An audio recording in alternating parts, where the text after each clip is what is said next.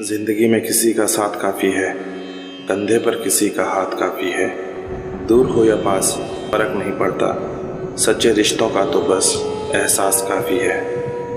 अगर आपके रिश्ते भी दिन ब दिन उलझते जा रहे हैं तो ज़रूरत है साफ नीयत से नई शुरुआत करने की। आखिरकार हमारे रिश्ते बिगड़ क्यों जाते हैं? शुरुआत में तो सारे रिश्ते अच्छे होते हैं, परंतु वक्त के साथ यह उलझते जाते हैं। आखिर ऐसा क्यों होता है? वजह है कि आप अपने रिश्तों पर उसकी शुरुआत में जो ध्यान देते हैं वह धीरे धीरे कम हो जाता है। आप अपने आगे की ज़िंदगी में इतने व्यस्त हो जाते हैं कि बीते दिनों में बनाए गए रिश्तों को वक्त ही नहीं दे पाते। जब तक इस गलती का एहसास नहीं होता, दूरियां ख़त्म करना मुश्किल हो जाता है। अगर गलती आपकी है तो उसके लिए आप अपने को दोष न दें, बल्कि दूसरे को उससे कितना कष्ट हुआ होगा उसे महसूस करने का प्रयास करें। जब आपको गलती का एहसास होगा तभी उसे ठीक करने के लिए दिल से प्रयास कर पाएंगे। अगर गलती सामने वाले की है तो उसे अपने सामने झुकने पर आमादा ना हो, बल्कि उसे मन से माफ़ कर बड़प्पन का परिचय दे।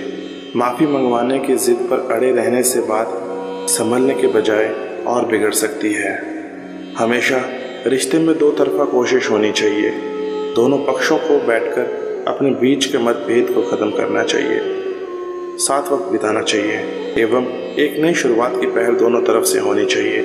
कई बार दो लोग आपस में अपनी अपनी बात पर अड़े रहते हैं, यहाँ तक कि गलती साबित होने पर भी माफ़ी मांगने से पीछे हटते हैं।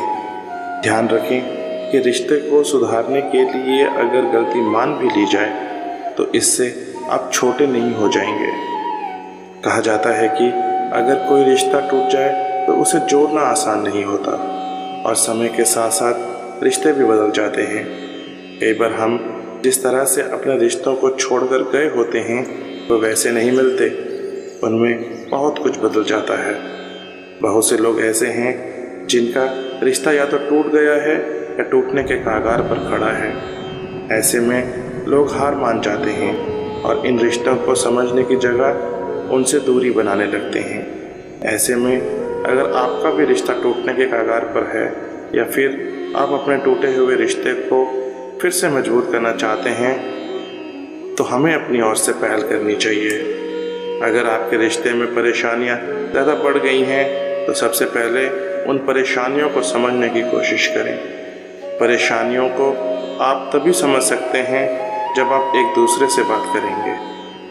आप एक दूसरे की भावनाओं व अपेक्षाओं को ध्यानपूर्वक सुनने के साथ साथ सामने वाले व्यक्ति को अपनी भावनाओं को प्रकट करने के लिए भी थोड़ा समय दें। उदाहरण के लिए समझते हैं, अगर आपके पास बात करने के लिए कुछ भी नहीं है तो भी बात करें।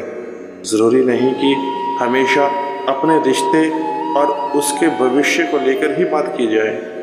यह बातें आसपास के दुनिया की और बाकी लोगों की या फिर किसी भी विषय पर हो सकती हैं, लेकिन इस बात का ज़रूर ध्यान रखें कि ऐसी चीज़ों या विषयों को बातचीत का जरिया ना बनाएं जो सामने वाले व्यक्ति को बोर कर दें। किसी भी रिश्ते को प्यार से निभाया जा सकता है। रिश्तों में मन मुटाव तो चलता ही रहता है।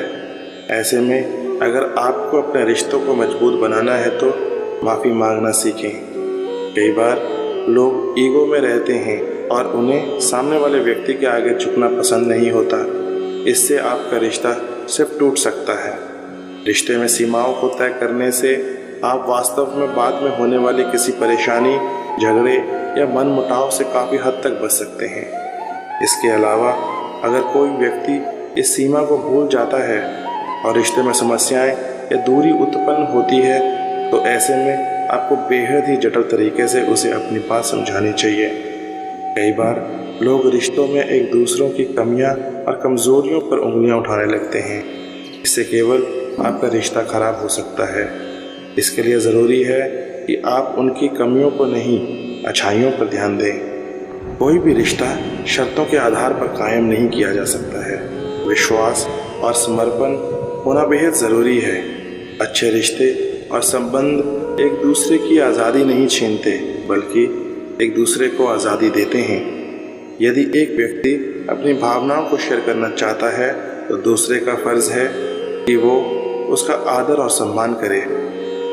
दोस्तों, श्री कृष्ण भगवान कहते हैं, रिश्तों से बड़ा कोई धन नहीं, पिता से बड़ा कोई सलाहकार नहीं, माँ की छाव से बड़ी कोई दुनिया नहीं, भाई से बड़ा कोई भागीदार नहीं, बहन से बड़ा कोई शुभचिंतक नहीं और पत्नी से बड़ा कोई मित्र नहीं। इसलिए रिश्तों के बिना कोई जीवन नहीं।